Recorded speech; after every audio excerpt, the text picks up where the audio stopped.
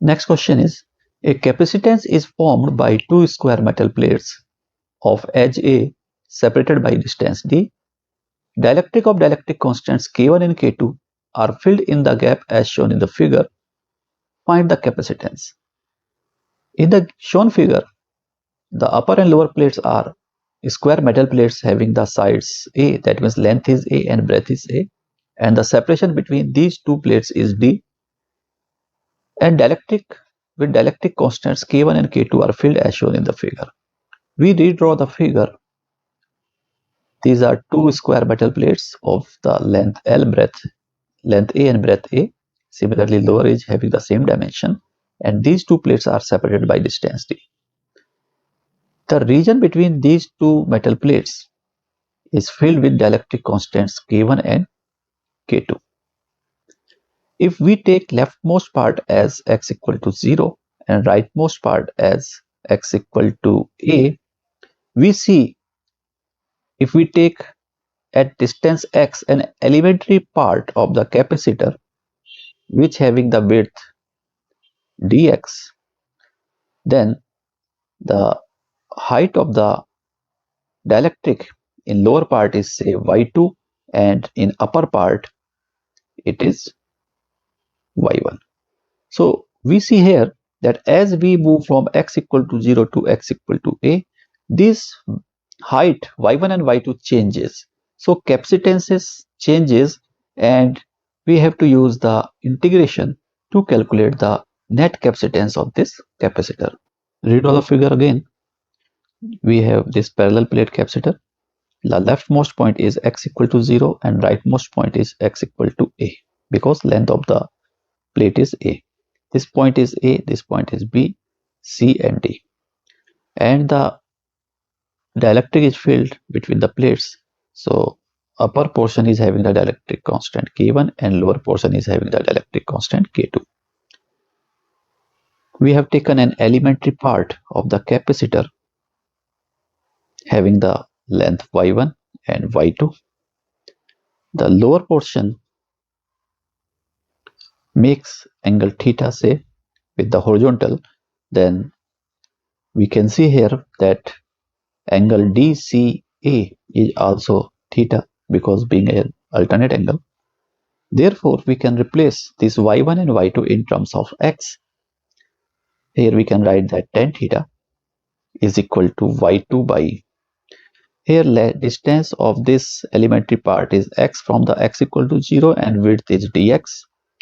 So we can see here that total distance or length of the plate is a. Therefore, the distance of the elementary portion from the point C will be a minus x. So we can write that tan theta is equal to y2 by x, or y2 equal to x tan theta. And tan theta is also written as in terms of y1 as y1 by a minus x. This implies that y1 equal to a minus x into tan theta. Here we have converted these two variables y1 and y2 in terms of x. Theta is constant, and this tan theta can also be written in terms of constant terms, and this will be equal to the separation between the plates is d and total length of the plate is a. So tan theta can also be written as d by a, which we will use later in the final solution. In this figure, the upper elementary capacitor is having capacitance DC1 and lower one is having capacitance DC2.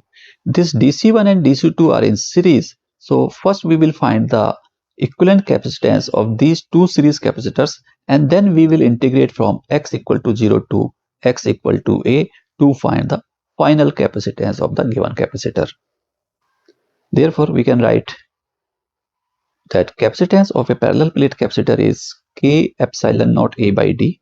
This is the standard formula, where K is the dielectric constant between the media between the plates. Epsilon naught is permittivity of free space. A is the area of plate and D is the separation between the plates. So using this formula, we can write that DC1 equal to, for first capacitor, dielectric constant is K1, so K1 epsilon naught, and area of the elementary portion, so it will be length is A and breadth is dx. So it is A dx divided by, and separation between the plates is y1, and this y1 can be replaced with the value which we have calculated here, A minus x into tan theta. Also we can write dc2 in similar way. It is k2 epsilon naught. Area of the plate is again A dx, and now separation between the plate is here by 2. So we will write it is k2 epsilon naught A dx, and y2 is x tan theta. These two capacitors are connected in series. DC1 and DC2 are in series. So we will use the formula for series combination, which is 1 by C equivalent is equal to 1 by C1 plus 1 by C2.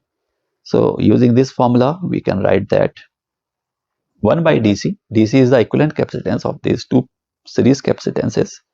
It is 1 by DC1 plus 1 by DC2, and it is equal to, now inverting, we will write it is A minus x into tan theta divided by k1 epsilon naught A dx, plus for DC2 we will write x tan theta divided by k2 epsilon naught A dx.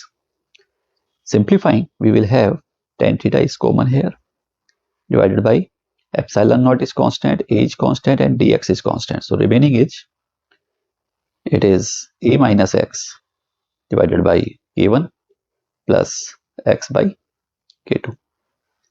Therefore, dc will be equal to,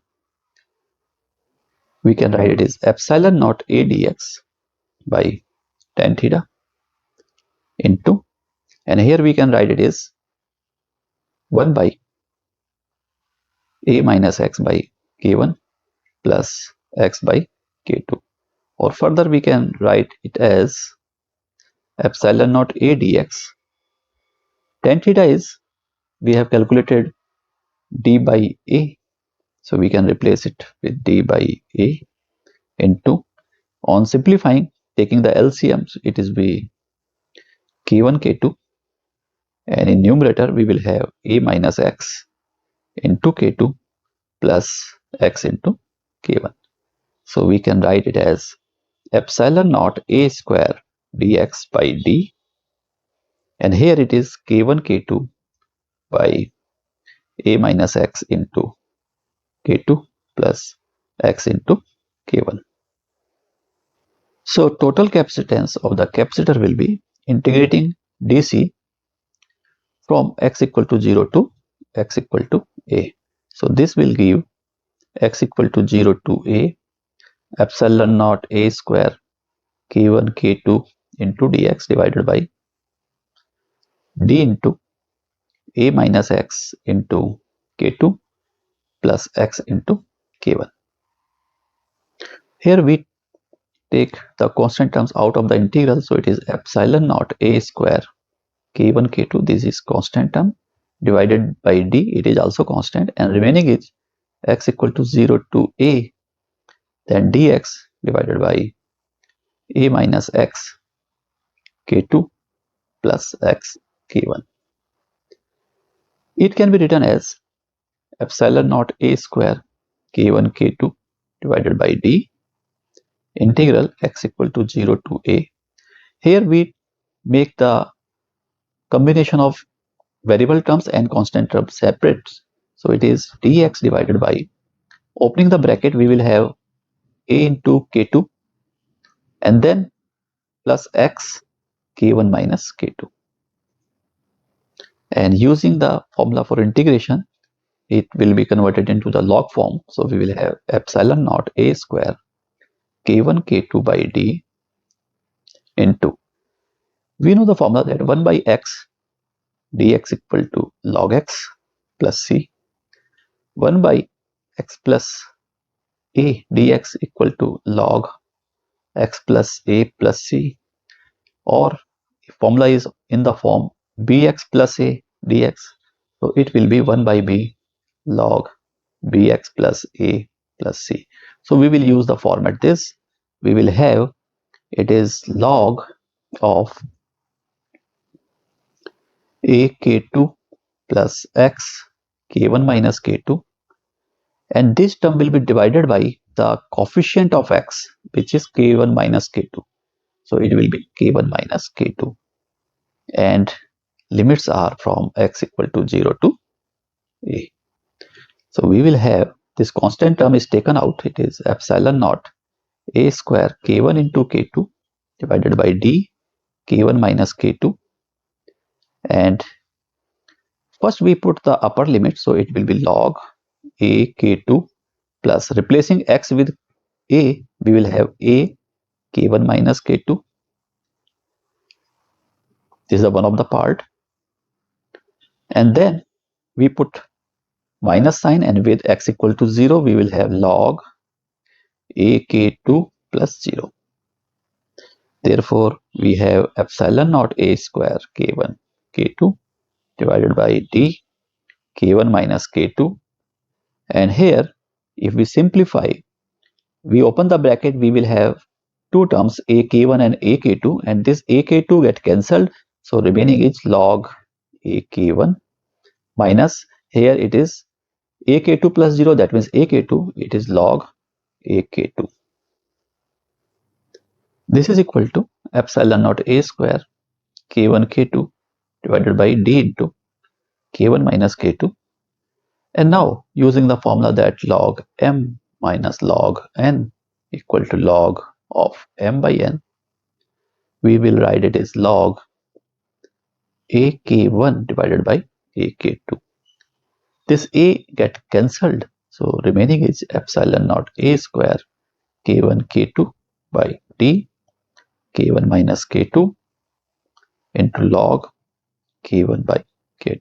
So finally we can write that capacitance of the given capacitor is k1 k2 into epsilon naught a square divided by d into k1 minus k2 into log k1 by k2. This is the answer.